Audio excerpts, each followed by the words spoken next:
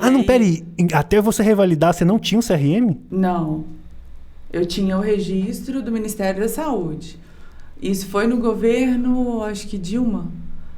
Existia essa possibilidade, né, dos médicos graduados em outros países que aderiram ao programa Mais Médicos, eles podiam exercer com esse registro, fizeram um contrato durante 3 anos, depois renovaram por mais 3, só que durante esse período a grande maioria revalidou, porque o nosso objetivo sempre foi esse, porque não revalidado e fora do programa Mais Médicos, você não é um médico, você não pode exercer a profissão.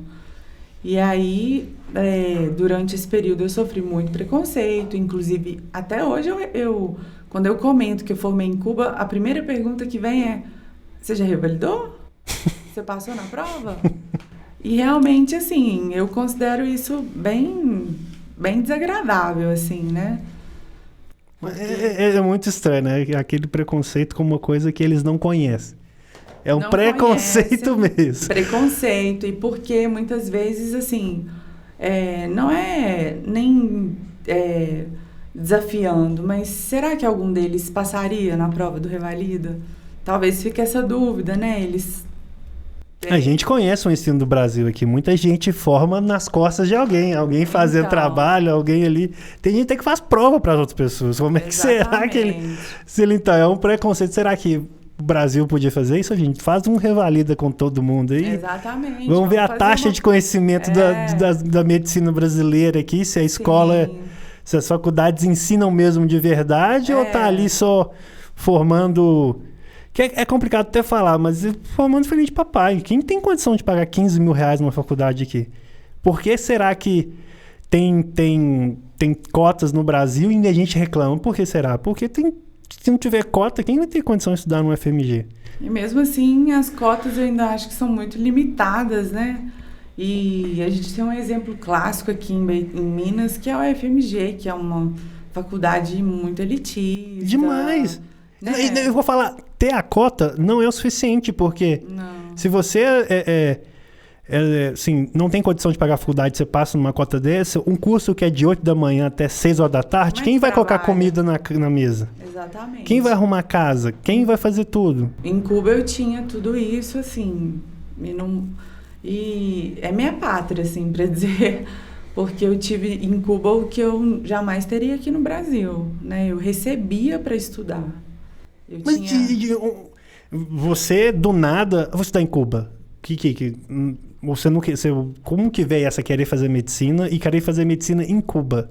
Olha, eu sempre gostei muito da área de saúde, eu fiz técnico em enfermagem aqui no Brasil durante o ensino médio, né? E aí existe essa associação cultural José Martim BH e eles tinham vagas disponíveis para os alunos, para as pessoas que tivessem interesse de fazer medicina em Cuba. E aí eu me inscrevi porque realmente eu tinha um sonho muito grande de fazer medicina, mas eu realmente era muito nova, cabeça muito fechada, e no primeiro processo seletivo eu não passei.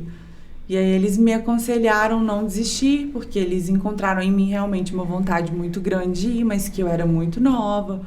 Então, eles não mandariam uma pessoa tão jovem que poderia voltar e desperdiçar uma vaga, mas que eu continuasse tentando e que no próximo ano, muito, muito provavelmente, eu conseguiria a vaga. E aí eu participei de tudo que eu pude, da Associação Cultural José Martim, que me acrescentou muito.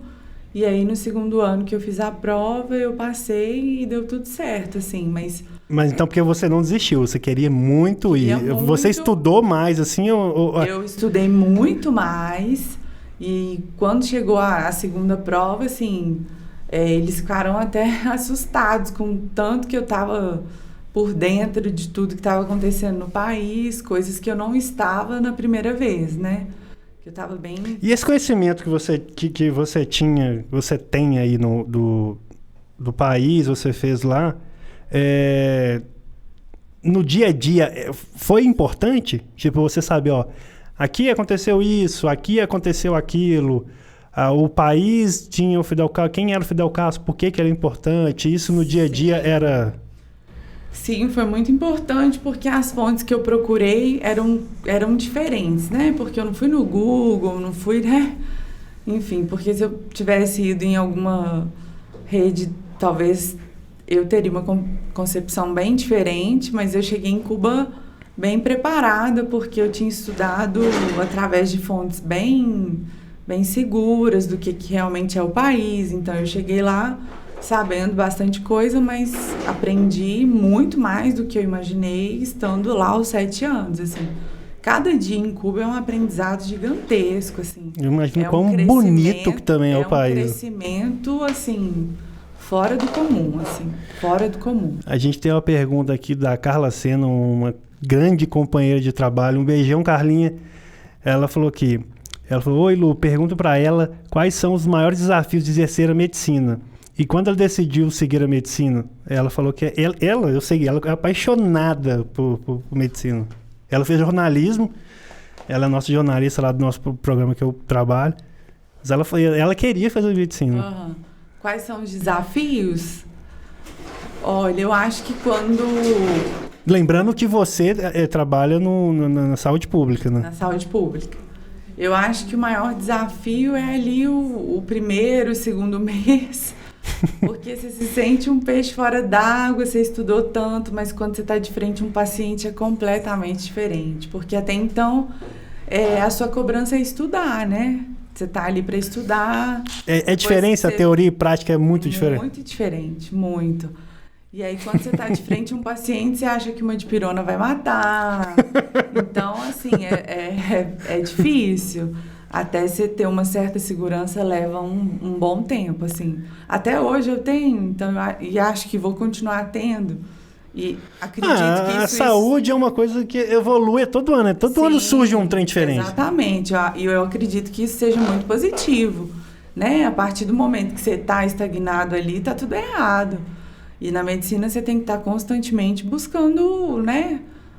Atualizações, enfim, mas esse medinho aí, ele surge, assim, de vez em quando. Eu vou falar que eu morro de medo de ir em hospital. Eu até vou em posto de saúde, eu tenho mais segurança no posto de saúde que no hospital. Eu morro de medo de hospital. Tenho medo de médico. Eu vou no médico e falo, gente, eu tô com algum problema, meu Deus, se eu tenho que ir no médico, eu tô com um problema.